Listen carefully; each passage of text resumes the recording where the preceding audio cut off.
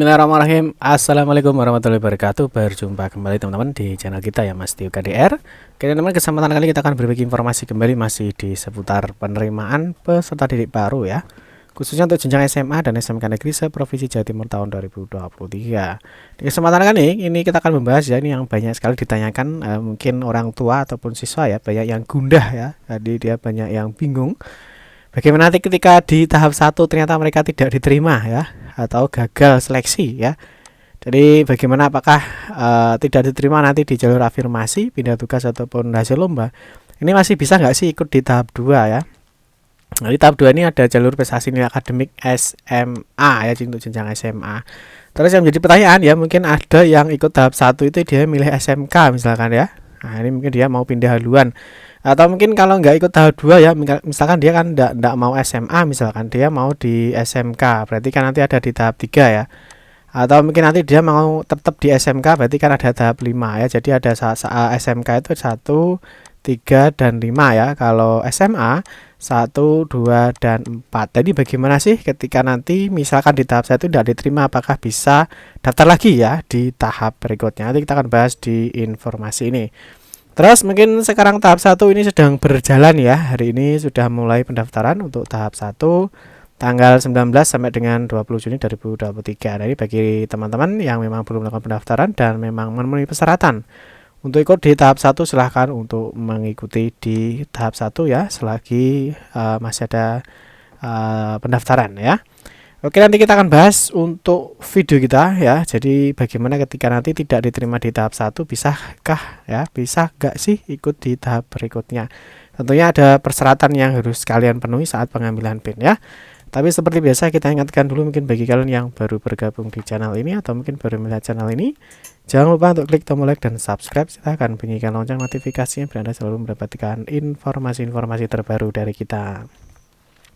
Nah, bagi kalian yang suka baca berita, silahkan kunjungi saja di laman resmi kita, mastiokdr.com. Sini kita akan berbagi informasi khususnya di seputar dunia pendidikan. Oke, langsung saja kita mulai. Jika tidak diterima ya, tidak diterima di tahap 1 ya.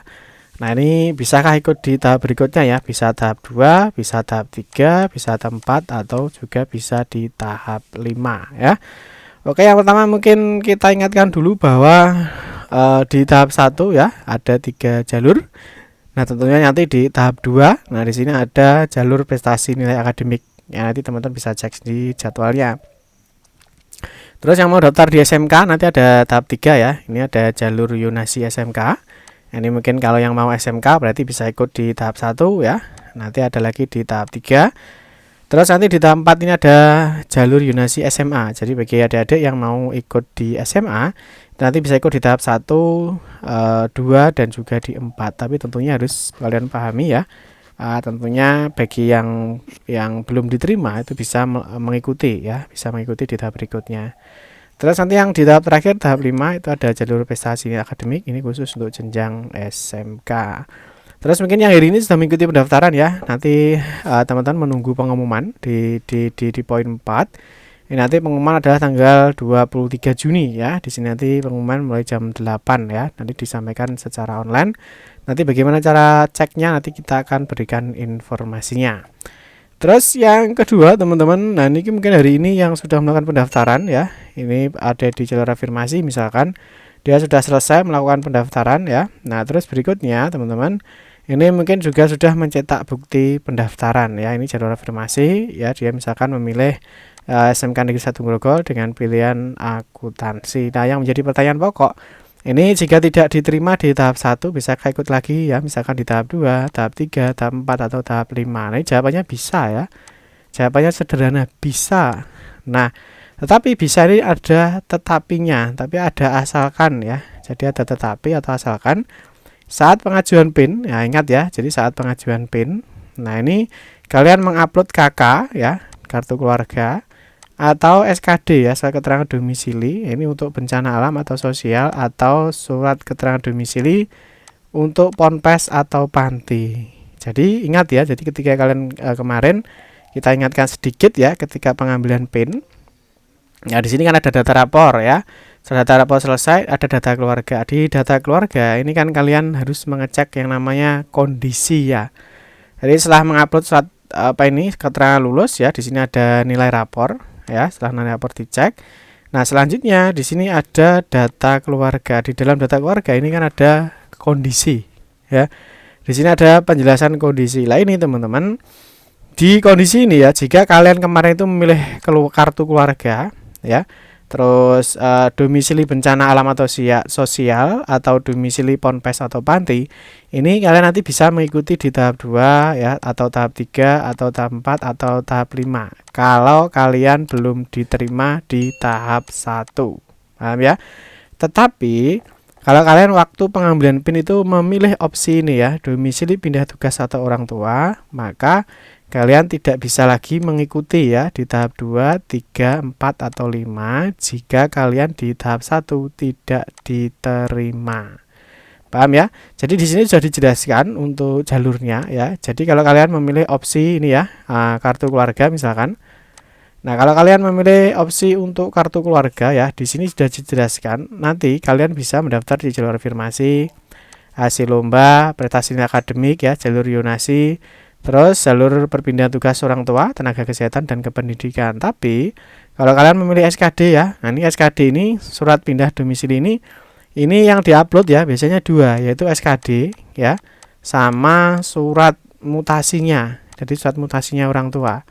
Nah terus ini nanti kalau kalian pilih kondisi yang ini ya, domisili pindah tugas orang tua, maka ini kalian hanya bisa ikut jalur perpindahan tugas orang tua atau wali ya, dan juga jalur pindah tugas orang tua untuk tenaga kesehatan dan kependidikan. Jadi kalau kalian pilih ini dari kondisi yang ini, maka nanti kalian nggak bisa ikut di tahap berikutnya jika kalian tidak diterima di tahap 1. Paham ya? Tapi kalau yang dapat adalah domisili untuk bencana alam, sosial, dan ponpes ini. Nah ini kalian nanti bisa ikut jalur afirmasi, prestasi lomba. Nah ini misalkan nggak diterima, kalian bisa ikut di jalur nilai akademik ya, baik SMA atau SMK, dan juga di jalur yonasi. Jadi kalian harus paham ketika kalian proses pengambilan PIN itu kalian memilih kondisinya pilih yang mana. Oke ya, semoga bisa dipahami ya teman-teman ya. Terus yang berikutnya ini persiapan pendaftaran tentunya ya sudah selesai ya. Jadi teman-teman tentunya sudah sudah melakukan pendaftaran data dan tentunya tinggal menunggu pengumuman. Nanti pengumuman bisa dicek di tanggal 23.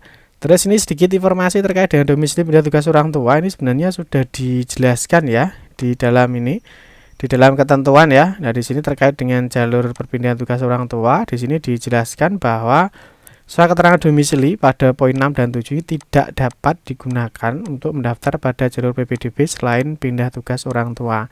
Poin 6 dan 7 itu apa ya? Poin 6 itu adalah surat keterangan domisili ya, yang diterbitkan pada saat orang tua atau wali pindah tugas oleh lurah atau kepala desa.